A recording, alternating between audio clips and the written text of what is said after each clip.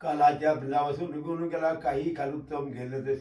शाहू सरेशा बशा शाप यांचं थोडी जावरी त्यांनी गजराच्या वाड्या सूर्य चोरी दिवसावर पळून गेले आपल्या पाठीमागून राजून आलेले आहेत त्या वाणीनं चूर सम्राज्य पण आणलेले आहेत राजन पार्थिव जगात वही वाण्या कारागारा बंदीच्या वाण्या अन्न गे बंद सत्यवाच्या माहितीची बोलणी ऐकली नाही साधं वंचित रेवंत केली तेव्हापासून माणसे दुःख